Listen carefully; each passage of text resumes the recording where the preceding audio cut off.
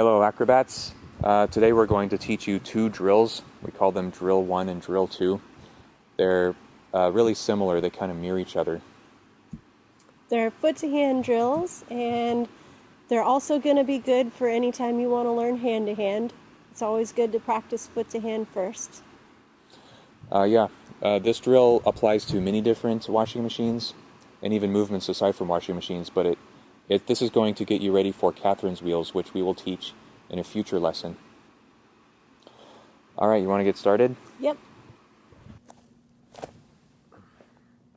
You can get in from a reverse throne, and you can see how I grab her foot. The heel of my hand goes to about the ball of her foot. I'm basically trying to cover her whole foot with my hand. These two fingers go under her heel, and then these fingers and my thumb wrap around her foot. And this will be the foot-to-hand where we point our toes. Yeah, Debbie points her toes because that's easier on my wrists. And I have to keep my elbows in really close. That's a common mistake for basses. It would be a good idea to hold foot to hands for a long time as a drill. You know, long holds. Yeah, try timing yourself. Try and do 30 seconds or try a minute. Another good drill is practicing falling out of these. These can be dangerous because with an inexperienced bass, he might hold onto the flyer's feet, and then the flyer can't step out and she falls on her face. So I'm going to practice dropping her, and she just jumps out of my hand. That would be a good thing to do before you do this drill. Foot to hand, open palm, let your flyer drop onto the ground. Foot to hands can be dangerous. It's easy to hurt your ankles if you're the flyer. We wanted to show you C-grip with regular foot to hand too. It's just like the other foot to hand. That's why it's simple. Hold in about the middle of her foot. As you do these longer and longer, then they start sliding all to your heel. So if you do practice those minute holds, you'll be experiencing some of that. Mm-hmm. We're going to start with drill 1, starts in reverse bird. First, get a nice reverse bird shape, get nice and level. And so this is the reverse bird to regular foot to hand transition. And this is the hardest one of the drill right here, so we're going to spend some time on it. It's pretty easy to move your flyer until you get about to here, and where you go is here. But for beginners, that last part is really hard. So here's what you do. First, you press up with your tippy toes, and then your flyer is up high. Then it's easier to stack. And her feet here too, I press my hands into her feet like this, and that gives her more height too. Then my elbows go on the ground, and I do a little press for the last part, and then we're in foot to hand. You want to say what you're doing in all of that, babe? Yeah. Okay, so for this foot to hand, I start with my feet flexed, and I'm pushing on his wrist as he stacks me into my line, and then I'm pointing my toes once we are in. And even when we first start, I'm starting with my chest up, you know, not down here hanging down. And then once he starts moving my feet like that, I start leading with my shoulders.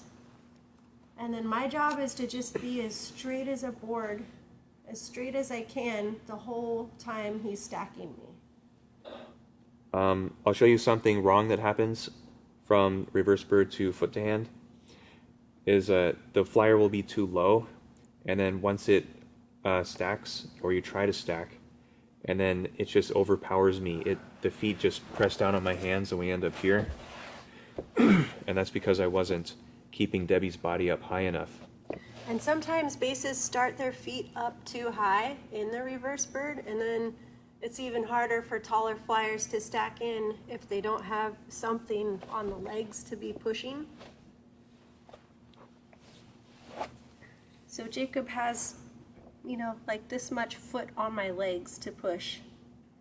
This is a real common thing I see basses do. It's like they're concentrating on their hands so much that they forget what their feet do. Yeah, Here I'll stack with my hands, but then I don't push with my feet enough and it never stacks. And I try to arch to get into it and it still doesn't work. The way you get it into a stack is I have to press her really far towards my head with my feet.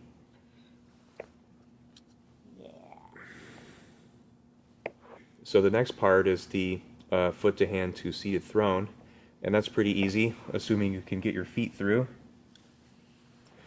Then we hang out in seated throne for a minute, and then we're going to stack back into foot to hand.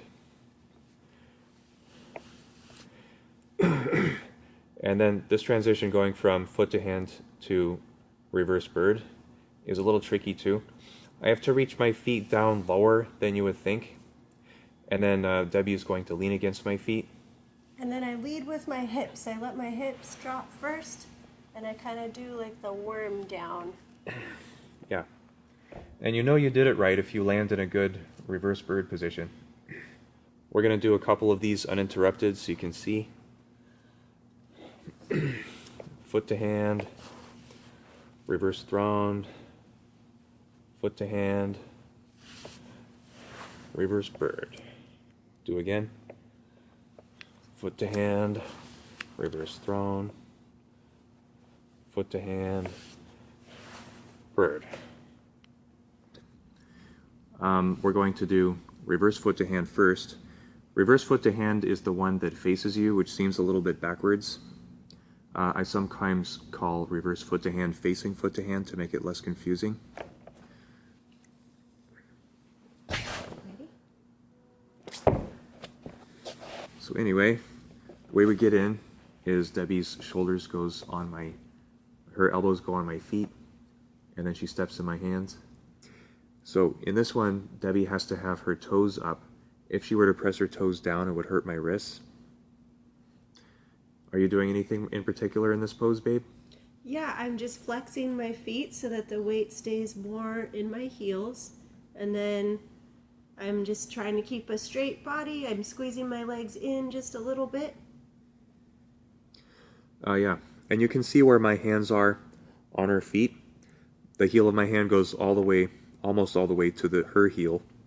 And I have my thumb and my couple fingers here are reaching around her foot. And my pinky finger is about where her toes are. Now let's show a different kind of grip. We can also do this C grip. C grip is a more simple grip. You want to make sure that you're reaching in the middle of foot and not here. And that's the case with reverse foot to hand too. Like, you don't want to do foot to hands like this or C grips where you're only grabbing the heel.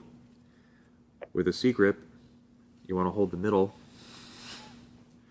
And a C grip is good for protecting your wrists if you have a heavier flyer. It makes up for it by having less control. But if I was going to do foot to hands all day, I would probably start doing C grips. Does it feel any different to you, babe? Yeah, the C grip kind of feels like, it feels like your arms are stronger to hold me this way. Here's another way to get into reverse foot to hand.